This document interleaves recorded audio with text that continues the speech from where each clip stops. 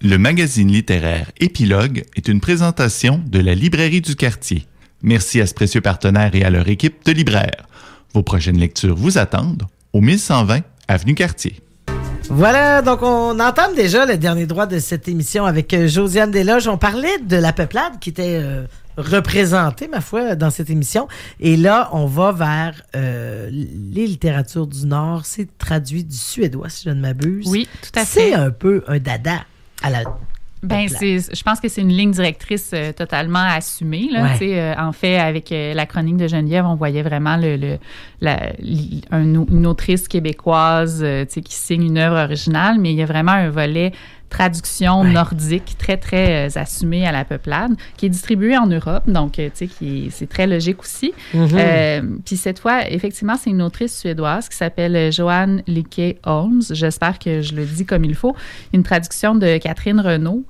Traduction très réussie, je dois dire. Là, j'aurais pas pu juger de l'original en suédois, mais ça coule merveilleusement en français. Là. C'est vraiment une des forces de ce livre-là, c'est-à-dire la prose, la délicatesse des phrases, la précision aussi. Tu sais, on n'est pas dans les fioritures.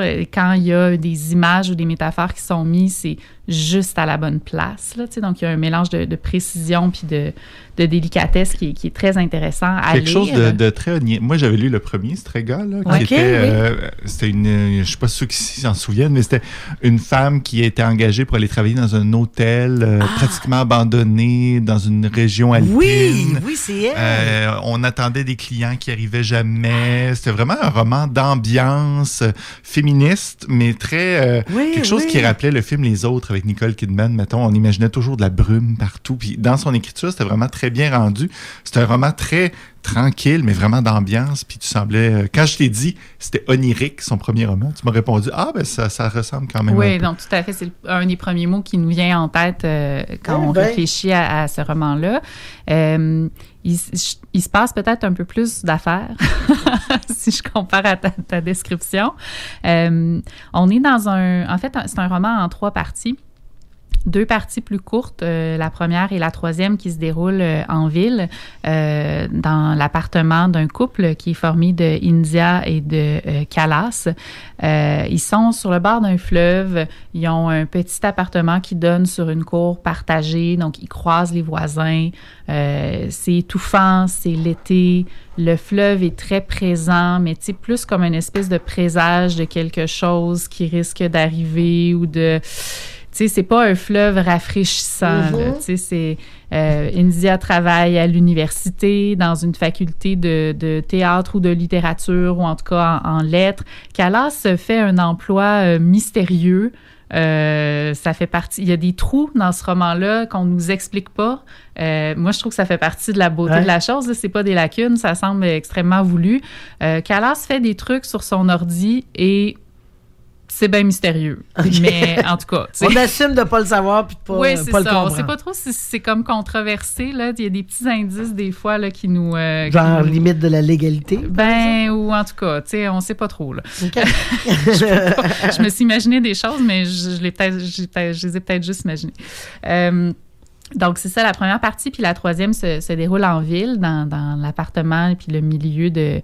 Et la plus grande partie du livre, la deuxième, se déroule pendant des espèces de vacances à la plage.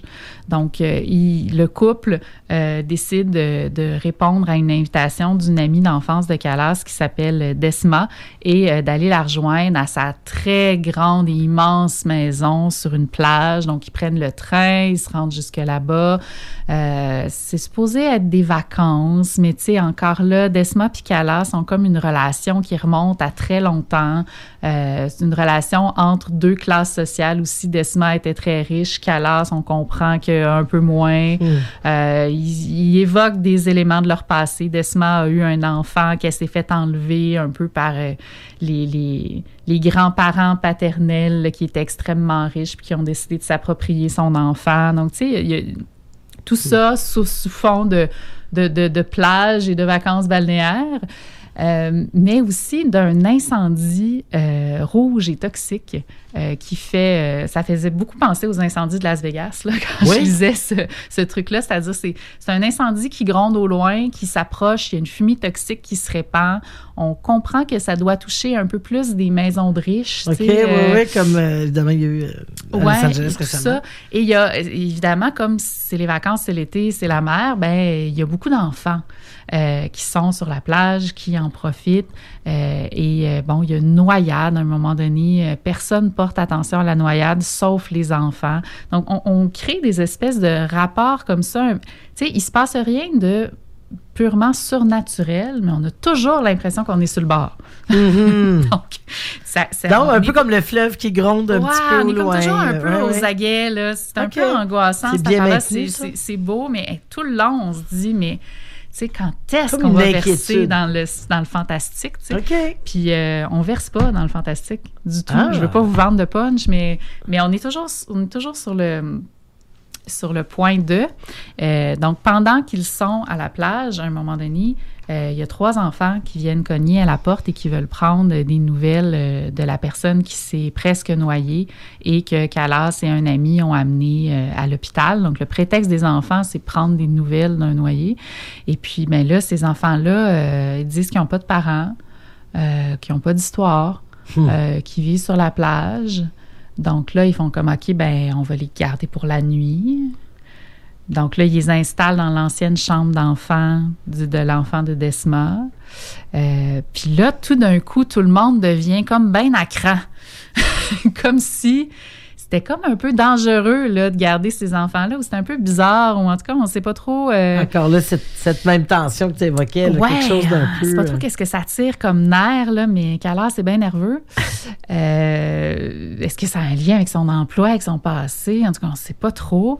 Puis là, l'incendie se rapproche, donc ils se disent, ben là, on a contacté les autorités sont bien occupées avec le feu, ils ne nous répondent pas, on va les amener en ville, les 3 enfants, tu sais, c'est comme c'est la chose à faire, parce que là, il faut les sortir de cet état d'urgence, tu sais, c'est dangereux, là, qu'ils respirent la fumée puis tout, tu sais. Donc, ils ramènent en ville. Puis là, ben, ils contactent les autorités, ils remplissent des formulaires. Puis là, tu sais, je vous dirai pas comment ça se termine. Mais il se passe pas tant de choses que ça, mais on décroche pas. C'est un 400 pages quand même. Là. Je reconnais cette tension de son premier roman qu'on sait jamais... On ne sait pas exactement d'où ça vient. Mais c'est une grande qualité, là, parce que là, vous le décrivez vraiment les deux dans deux livres complètement différents. Mais il se passe des choses de pas normales qui en même temps ne sont pas normales. Puis on est comme, pourquoi on a l'impression que c'est pas normal? C'est pas normal, mais pas paranormal. Puis là, dans ce cas-ci, on est vraiment à travers les yeux de India, là, qui est la femme du couple. Donc, on se demande si c'est un peu sa perception à elle qui teinte la façon de voir les choses. Il y a une clé très intéressante, à peu près à la page 300, où elle vient donner un cours à ses étudiants et puis elle évoque le livre « Le Tour d'écrou » d'Henry James, qui est une histoire de fantôme où une gouvernante s'en va dans un manoir pour s'occuper de 2 enfants très étranges qui ne sont pas à elle. Et puis, juste ces 2-3 pages-là où est-ce qu'elle fait l'analyse des thèmes de ce livre-là, là, tout d'un coup, ça a vraiment un écho avec la situation dans le roman. Et puis là, j'ai fait « Ah, OK, c'est un peu ça qu'elle a voulu faire, mais pas exactement, mais en tout cas, c'est...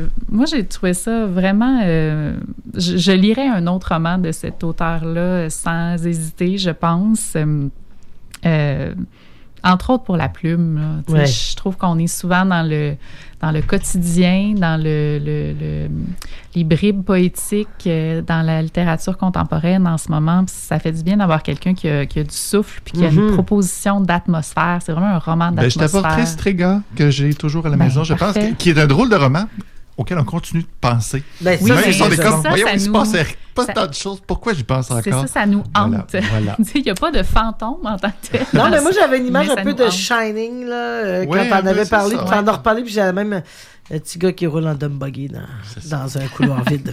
Puis en même temps, si je peux finir là-dessus, parce que je sais que le temps roule, il il y a quand même des questionnements aussi intéressants, puis on aurait pu aborder le roman de cette façon-là, tu sais. Il y a vraiment plusieurs questionnements sur la parentalité là-dedans, tu sais, c'est-à-dire que autant qu'Alas que India disent qu'ils ne veulent pas être parents parce qu'ils ne veulent pas transmettre malgré eux des torts ou mais on ne sait pas trop quoi, tu sais, mais ils ont eu l'air de prendre la décision de pas avoir d'enfants, mais surtout de ne pas devenir parents.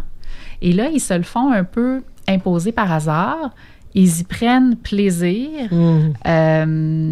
Et ça réveille toutes sortes de choses qui ne s'attendaient pas qu'ils soient réveillées dans leur vie, tu sais. Mais tout ça est évoqué finement et n'est pas fouillé pendant des pages.